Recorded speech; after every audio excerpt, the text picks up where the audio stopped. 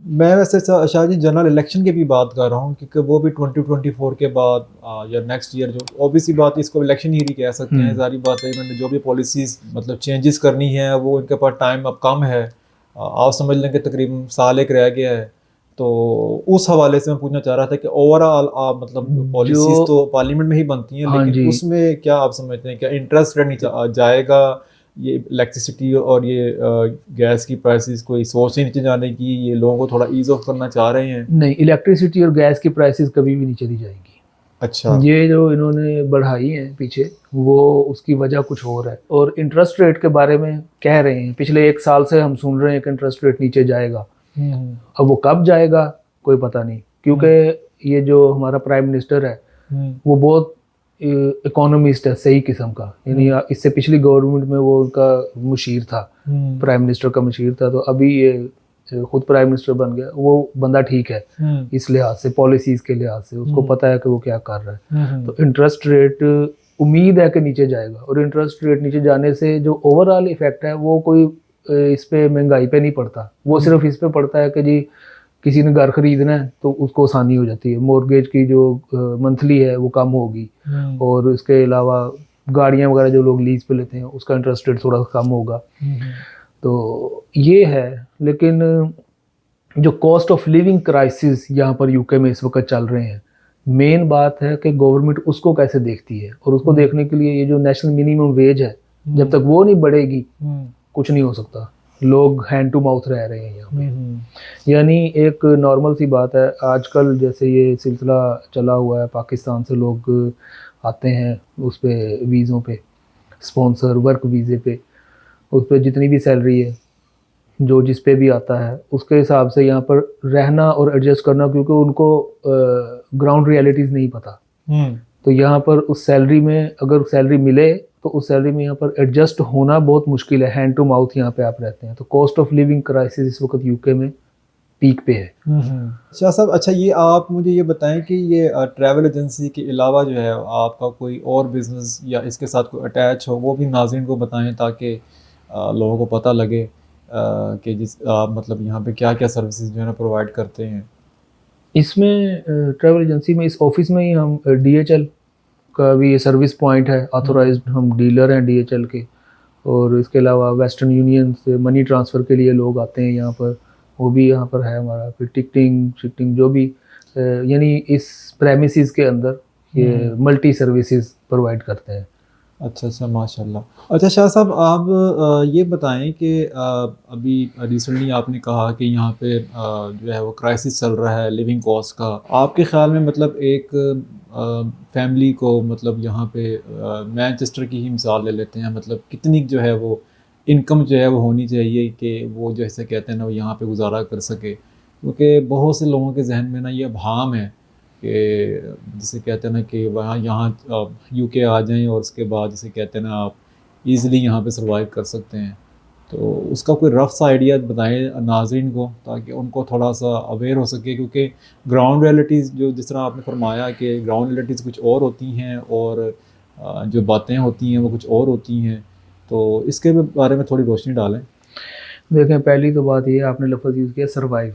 हम्म। तो अगर सर्वाइव ही करना है तो सर्वाइव करने के लिए पाकिस्तान से बेहतर मुल्क कोई नहीं है। यूके आने का मकसद इंसान का अगर ये है कि मैंने यहाँ आके पैसे कमाने हैं और कुछ सेविंग करनी है और अपनी लाइफ को बेहतर बनाना है, हम्म। फिर तो ठीक है। हम्म। अगर यहाँ आके ये सोचे कि मैंने यहाँ आके सर्वाइव करना है और हम्म। गुजारा करना है, तो फिर हम्म। यहाँ आने का फ़ायदा ही कोई नहीं है। क्योंकि हम्म। यहाँ पे जो लाइफ स्टाइल है वो life style Pakistani life style के करीब करीब भी नहीं है। यानी वहाँ पे मैं आपको एक थोड़ा सा मुआवजा करके बता जी देता जी। हूँ ताकि पता चल जाए। लोग जो आते हैं, आना चाहते हैं, स्पेशली ये जो आजकल ट्रेंड चला हुआ, फैमिली पूरी उठती है वहाँ से और यहाँ आ जाते हैं। हम्म। इसमें यह है कि जी पाकिस्तान में एक जो नॉर्मल फैमिली यानी middle class, lower middle class भी, हम्म। वो भी उनके घर में काम करने के लिए खादमाएँ आती हैं, कपड़े धोने के लिए, बर्तन धोने के लिए, सफाइयों के लिए।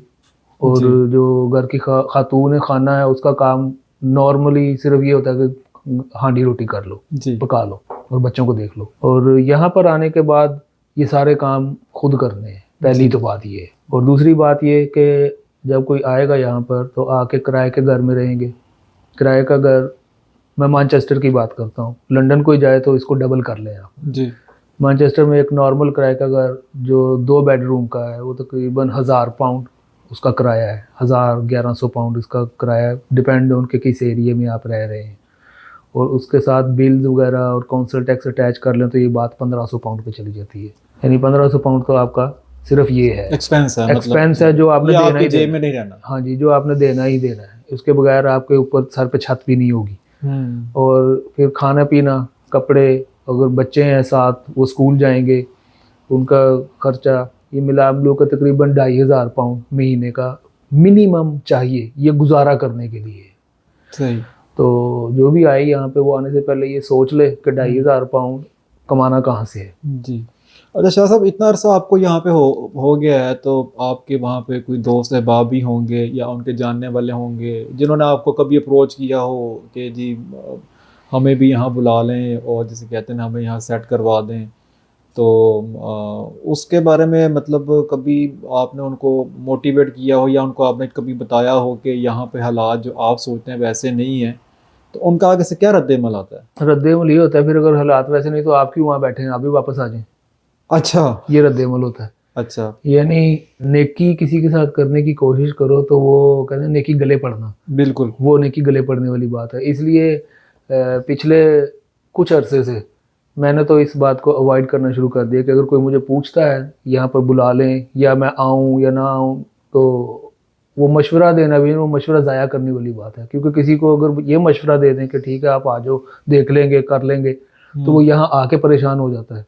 और अगर किसी को ये कहें कि आप ना आओ, कोई फ़ायदा नहीं है, तो वो वहाँ रह के फिर कोसता रहता है कि मुझे उसने कह दिया कि ये खुद तो वहाँ पे है और मुझे नहीं, ये चाहता नहीं कि मैं वहाँ पे आ जाऊँ। अच्छा शाह साहब, आप एक आवाम के लिए या मतलब जो देख रहे हैं हमें उनको को एडवाइस कर रहे हैं कि अगर कोई यहाँ पे बिज़नेस करना चाहता है और यहाँ पे कोई बिज़नेस अपॉर्चुनिटी उसको कोई गाइड करें या बिज़नेस करने के लिए यहाँ आना चाहता है, आपका उसके बारे में क्या पॉइंट ऑफ व्यू है? ये आपका अच्छा सवाल है। अगर किसी के पास इतने पैसे हैं, इतने पैसे से मुराद के एक नॉर्मल बिज़नेस यहाँ पे खड़ा करने के लिए कम से कम लाख पाउंड चाहिए। जी। इतने पैसे अगर किसी के पास हैं तो वो बिल्कुल खुशी से आए यहाँ पर। और जो लोग वहाँ पे डरते हैं ना जी वहाँ बिज़नेस करने के लिए, पाकिस्तान की बात कर रहा हूँ कि वहाँ पे बिज़नेस करने के लिए जी पैसा भी चाहिए और ताल्लुकात भी चाहिए, तो यहाँ पे ऐसी बात नहीं है। यहाँ पे आपको सिर्फ पैसा ही चाहिए, ताल्लुकात की कोई बात नहीं, क्योंकि यहाँ पे कोई गवर्नमेंट का कोई अदारा आपको तंग नहीं करेगा। अच्छा। आप ब्लैक एंड वाइट में हर चीज़ रखें, कोई आपको कुछ नहीं कहेगा।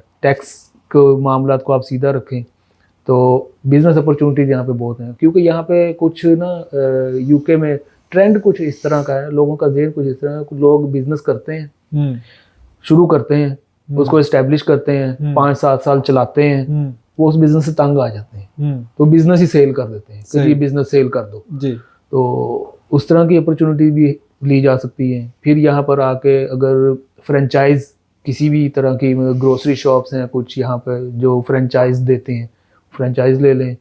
और ये जो फूड चेन्स हैं, किसी भी फूड चेन की फ्रेंचाइज ले लें। तो बिज़नेस अगर करना है तो फिर ये मुल्क बेहतरीन है। लेकिन अगर कोई जॉब ढूंढने के लिए यहाँ पर आए तो वो ढूंढेगा जॉब, उसको मिलेगी वो जॉब ये मिलेगी कि ऊबर पे ड्राइवरी कर लो, पिज़्ज़ा डिलीवरी कर लो, या किसी ग्रोसरी शॉप पे नेशनल मिनिमम वेज से आधी पे काम कर लो, कैश इन हैंड जिसको कहते हैं। तो इस तरह की जो है वो जॉब अपॉर्चुनिटीज़ एक नॉर्मल बंदे के लिए जो लेबर तबका है उसके लिए ये है यहाँ पे। ये आपकी बात ठीक है, क्योंकि आप तो यहाँ जितनी भी ज़्यादा सैलरी पे जॉब करेंगे तो उसका 40% से ऊपर तो आपको टैक्स ही काट जाना है। बिल्कुल, तो ये तो आपकी बिल्कुल बात या ठीक तो है। आप कोई डॉक्टर, इंजीनियर, कोई हाईली क्वालिफाइड आप पर्सनल हैं तो फिर आप आ जाएं यहाँ पे कि आपकी सैलरी ही इतनी ज़्यादा हो कि अगर 40% टैक्स भी कट रहा है तो कोई फ़र्क नहीं पड़ता, तो फिर ये मुल्क उस लिहाज से ठीक है। लेकिन अगर एक नॉर्मल कोई बंदा, वैसे जो एक नॉर्मल वहाँ पे बात चलती है, अभी मैं रिसेंटली पाकिस्तान में था तो एक दोस्त ने मुझे कहा कि मुझे यूके ले जाएं। मैं कहीं ले जाऊँ तो फिर आप क्या करेंगे? कहता जी मैं वहाँ जाकर कुत्ते भी नहला लूँगा। ठीक है, यानी इस हद तक गिरने के लिए लोग तैयार हैं। तो आप अगर यहाँ पे कुत्ते नहलाने के लिए तैयार हैं तो पाकिस्तान में कोई इज्जतदार कारोबार भी कर सकते हैं, तो वो क्यों नहीं करते? अच्छा शाह साहब, ये बताएं कि जैसे अभी आपने फरमाया कि अगर किसी के पास इन्वेस्टमेंट है और उसकी जो है ना मिनिमम या रिक्वायरमेंट या मतलब जो इन्वेस्टमेंट है वो 1 लाख पाउंड अगर किसी के पास है तो यहाँ पे इजीली जो है ना वो जॉब मतलब काम कर सकता है। तो मुझे आप ये बताएं कि 1 लाख पाउंड अगर कोई बंदा यहाँ इन्वेस्ट करता है और ये सोच कर आता है, तो वो जिस तरह अभी आपने अर्ज़ किया कि यहाँ पे रहने के लिए आपको जो है वो 3000 पाउंड जो है ना वो मतलब पैसे चाहिए, तो वो कितना जो है वो अर्न कर लेता है अंदाजे के मुताबिक, मतलब ये तो आपका क्या डिपेंड है? करता है कि कौन से बिजनेस में जा रहे हैं, किस तरह का बिजनेस कर रहे हैं, उस हम्म। बिजनेस की ग्रोथ क्या है, उसकी सेल क्या है, उसकी feasibility business to business vary करता है। मैंने ये जो अमाउंट भी एक रफ आइडिया दिया, बिजनेस तो थोड़े से भी होते हैं, मतलब लोग असल में ना कुछ लोग हैं जो यहाँ पे यूके में दो टर्म्स चलती हैं, हम्म। एक टर्म है सेल्फ एम्प्लॉयड हम्म। और एक है बिजनेस। हम्म। लोग सेल्फ एम्प्लॉयमेंट को भी बिजनेस समझते हैं कि मैं बिजनेस कर रहा हूँ, यानी अपनी अगर यहाँ पर आके वैन ले लेते हैं और डिलीवरीज शुरू कर देते हैं वैन पे, तो वो समझते हैं मैं बिजनेस कर रहा हूँ। हम्म। बिजनेस ये नहीं है। बिजनेस वो है कि आप वहाँ पे मौजूद ना भी हो तो इनकम जनरेट हो रही हो, सही। वो बिजनेस है। जब तक ये काम नहीं है तो आप सेल्फ एम्प्लॉयड हैं, यानी आप अपने ही मुलाजिम हैं। तो उस अपने ही मुलाजिम होने पे आप जितनी एफर्ट पुट करेंगे उतना आप अर्न कर लेंगे। और बिजनेस खड़ा करने के लिए फिर आपको मेहनत भी चाहिए और टाइम भी चाहिए और पैसा भी चाहिए। शाह साहब एक बात बताएं कि इतना अरसा आप यहाँ पे माशाल्लाह आपको यहाँ रहते हुए हो गए हैं, आज मतलब अगर मैं आपसे पूछूं कि आप को अगर ये अपॉर्चुनिटी मिले कि मैंने जो है ना वापस पाकिस्तान जाके सेट होना है, तो आप का क्या क्या स्टांस होगा, मतलब आपकी इस बारे में क्या है, मतलब कि क्या? मैंने असल में पाकिस्तान में 2 साल पहले लाहौर में ऑफिस बनाया है अपना, जी। यही ट्रैवल एजेंसी वादत जी। रोड पे है। वो इसी नज़रिए से बनाई है जी। कि वो थोड़ा सा इस्टेब्लिश करके उस काम को वहाँ पे, तो फिर पाकिस्तान वापस होने का ही इरादा है। अच्छा। हाँ जी, तो बिल्कुल अपॉर्चुनिटी मिले या ना मिले, अपॉर्चुनिटी क्रिएट करनी पड़ती है। ठीक है। और वो एक बात की जाती है कि opportunity knocks your door once in your life. तो अगर ना भी नॉक करें, आप खुद क्रिएट करें अपॉर्चुनिटी। थोड़ा सा जब मुझे ये नज़र आएगा कि वो लाहौर वाला मेरा ऑफिस इस काबिल है कि मैं अब वहाँ पर जाके बैठ सकता हूँ, मैं यहाँ से चला जाऊँगा। जो लिविंग लाइफस्टाइल है ना जी, वो पाकिस्तान का और यहाँ का बहुत डिफरेंट है। इसको शायद जी थोड़ा सा डिफाइन कर दें कि लाइफस्टाइल से क्या मुराद है, मतलब आप ये कहना चाह रहे हैं कि वहाँ पे घूमने फिरने की आज़ादी है, आपके रिलेटिव्स हैं, आपके दोस्त हैं, और या आप इसको इस चीज़ से कंपेयर कर रहे हैं कि वहाँ के एनवायरनमेंट में और यहाँ के एनवायरनमेंट में ज़मीन आसमान का फ़र्क है? इसको थोड़ा सा डिफरेंशिएट कर दें ज़रा, थोड़ी सी कन्फ्यूजन है ये माइंड में। वहाँ के एनवायरनमेंट में और यहाँ के एनवायरनमेंट में और लिविंग स्टैंडर्ड, असल में लाइफस्टाइल जब मैं कहता हूँ लिविंग स्टैंडर्ड की बात कर रहा हूँ, कि लिविंग स्टैंडर्ड जो है वो यहाँ पे कुछ नहीं है। यानी यहाँ पे आपने घर देखे हैं और घरों के जो कमरे हैं वो भी आपने देखे हैं। जितना यहाँ पे घर का बेडरूम है, एक नॉर्मल घर का बेडरूम, मतलब मैं कोई एलीट क्लास की बात नहीं कर रहा, नॉर्मल जो उसका जो बेडरूम है, उस बेडरूम से बड़े वहाँ पाकिस्तान के घरों के बाथरूम होते हैं। सही कह रहे हैं। ठीक है। ठीक है। और दूसरी बात यह है कि यहाँ पे आपने जनाब घर की सफाइयाँ भी खुद करनी है। आपने अगर घर के पीछे आपके गार्डन है तो उस गार्डन की घास भी आपने खुद काटनी है और गाड़ी भी आपने खुद धोनी है, सब कुछ आपने खुद करना है। जबकि पाकिस्तान में अगर आप एक नॉर्मल बिजनेस कर रहे हैं, नॉर्मल बिजनेस, कोई बहुत हाई फाई बिजनेस भी नहीं, नॉर्मल बिजनेस आप कर रहे हैं, तो ये सारे काम आपके जो आप मुलाजिम इजीली अफोर्ड कर सकते हैं इन कामों के लिए। तो इसको मैं लाइफस्टाइल कह रहा हूँ। ठीक है। और जो यहाँ पे सबसे बड़ी एक बात है जो पाकिस्तान में नहीं है, वो स्कूल में बच्चों को छोड़ना और स्कूल से बच्चों को लेना। ये यहाँ पे बहुत बहुत जो है ना ये काम है एक। वो खुशकिस्मत हैं वो खामद जिनकी बीवियां ये काम कर लेती हैं, और मैं भी उन खुशकिस्मतों में से एक हूँ। अच्छा अच्छा। तो लेकिन ज़्यादातर जो यहाँ पर लोग हैं वो दोपहर को जब आप 2 बजे फ़ोन करो किसी को, कहाँ पे, मैं बच्चों को स्कूल लेने जा रहा हूँ, सुबह मैं बच्चों को स्कूल छोड़ने जा रहा हूँ। यानी वो सारा दिन यही दौड़ में लगे रहते हैं। और स्पेशली ऑफिस से टाइम निकाल के, अगर कोई किसी शॉप पे काम कर रहा है वहाँ से टाइम निकाल के बच्चों को स्कूल लेने जाते हैं। तो ये काम मतलब ये ड्यूटीज और इस तरह की चीज़ें यहाँ पे, इसको मैं लाइफस्टाइल कह रहा हूँ। और जो मतलब फैमिली रिलेटिव्स वगैरह या दोस्त, वो दोस्त आपके यहाँ पे भी बन जाते हैं। मतलब मिलना जुलना है ना, सोशल लाइफ यहाँ पे क्रिएट कर सकते हैं आप अगर आप खुद सोशल है। मैं जो पर्सनली अगर आप बात करें तो मैं जो ज़्यादा वापस पाकिस्तान मूव होने का है वो पेरेंट्स की वजह से है। अच्छा अच्छा अच्छा जी। अच्छा शाह साहब ये बताएं कि आजकल ये सोशल मीडिया के ऊपर जो है ये बड़ा जैसे कहते हैं ना एक चर्चा सा है, या ये बताया जा रहा है कि जी फेसबुक पे या सोशल मीडिया के ऊपर लोग एड्स लगा रहे हैं या अपनी पोस्ट लगा रहे हैं कि जी हमारे पास वर्क वीज़ाज़ अवेलेबल हैं यूके के, आप हमसे रब्ता करें। और जिसे कहते हैं ना, मैंने तो ये भी सुना है कि जिसे कहते हैं ना कि लोग पैसे भी पे करते हैं और यहाँ आते हैं और यहाँ जॉब नहीं होती। आपका इस बारे में कोई एक्सपीरियंस पर्सनल या इसके बारे में कोई आपको कोई मालूमात, तो वो ज़रूर शेयर करें हमारे साथ। जी, मैंने सुना है इस बारे में और यहाँ पर काफ़ी यहाँ पे भी चर्चा है स्पॉन्सरशिप लाइसेंस का, क्योंकि ब्रेग्ज़िट के बाद से यहाँ पर यूके में वर्कर्स की कमी हो गई है, यूरोपियन निकल गए हैं, वर्कर्स की कमी हो गई है। तो यूके गवर्नमेंट ने एक नई स्कीम शुरू की, स्कीम नहीं कह लें, एक पॉलिसी कि कोई भी बिज़नेस अगर फ़ॉरेन वर्कर्स को बुलाना चाहता है तो वो स्पॉन्सर लाइसेंस ले और फ़ॉरेन वर्कर्स को स्पॉन्सर करके यहाँ पे इस मुल्क में बुला ले और काम भी दे, यानी अपने काम के लिए उनको बुला ले। कुछ कंपनीज ऐसी हैं जिन्होंने बुलाए बंदे, यानी केयर होम्स, उन्होंने पाकिस्तान, इंडिया, श्रीलंका, फिलीपींस, वहाँ से लोगों को बुलाया और यहाँ पे कामों पे लगाया। और लेकिन उसके बाद फिर ये काम हो गया शुरू के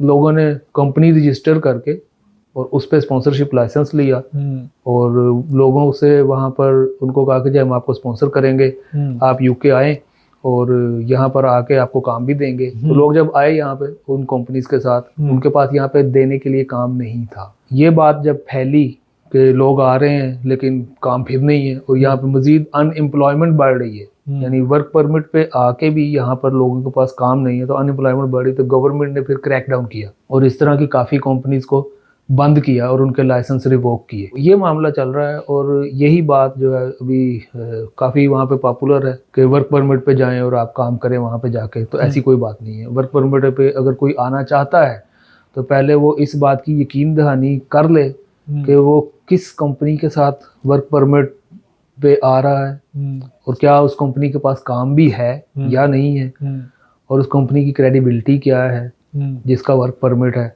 क्योंकि वर्क परमिट पे आना, फीसें लगाना और वो सारे पैसे भरना टिकट्स के, फिर यहाँ पर आकर रहने के मामला, तो फिर लोग इस पे अपने साथ फैमिलीज को भी लेके आते हैं। तो वो सारी जो इस पे रियलिटी है वो ये है कि जब आप किसी कंपनी के साथ वर्क परमिट पे आते हैं तो उस कंपनी की आप लाइबिलिटी बन जाते हैं और उसके पास अगर काम नहीं होगा तो वो लाइबिलिटी फिर आपके सरदर्द बन जाएगी। और वो कंपनी अगर आपको ये कह दे कि मैंने स्पॉन्सर तो कर दिया लेकिन मेरे पास काम नहीं है, आप जाओ जहां मर्जी काम करो, तो फिर आपके लिए बहुत परेशानी होती है। ये है इस स्पॉन्सरशिप लाइसेंस का मामला।